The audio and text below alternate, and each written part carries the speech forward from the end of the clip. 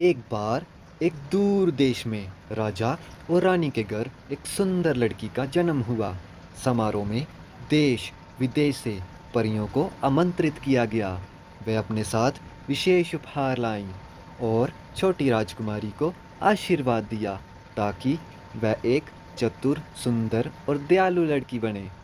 तभी एक बूढ़ी दुष्ट परी महल में आई और राजकुमारी को शाप दिया, तुम्हारे 16वें जन्मदिन पर तुम एक पिन को छुओगी और मर जाओगी। वह गुस्से में चिल्लाई और गायब हो गई। हर कोई सत्व रह गया। महल में एक युवा परी को बुलाया गया। उसने कहा, मैं दुष्ट चुड़ैल का श्राप वापस नहीं ले सकती, लेकिन मैं मदद करने की पूरी कोशिश करूंगी।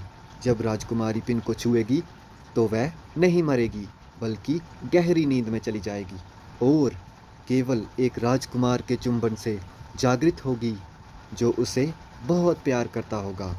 राजा और रानी अपनी प्यारी बेटी के लिए इतने चिंतित थे कि उन्हें राज्य के सभी चरखाओं को हमेशा के लिए नष्ट करने का आदेश दिया। हालांकि एक चरखा अभी भी बचा हुआ था जिससे वह अज्ञात थे। जैसे जैसे साल बीतते गए, छोटी सी बच्ची एक प्यारी आकर्षक युवा लड़की बन गई।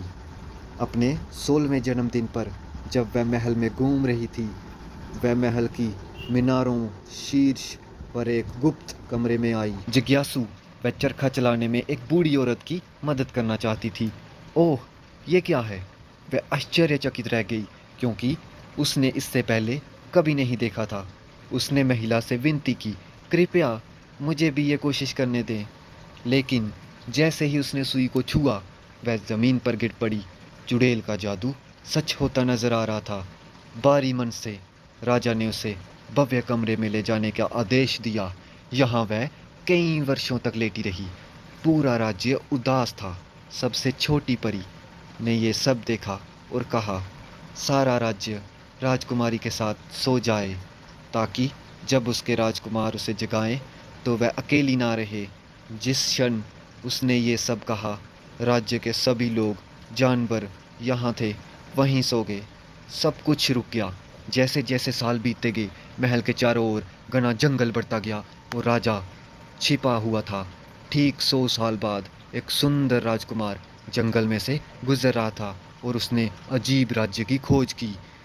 इसकी खोज करते हुए वह स्लीपिंग ब्यूटी के गहरी नींद में पड़ा हुआ देखकर आश्चर्यचकित रह गया और तुरंत उसने साथ प्यार में पड़ गया। मैं जानना चाहता हूँ कि ये कौन है?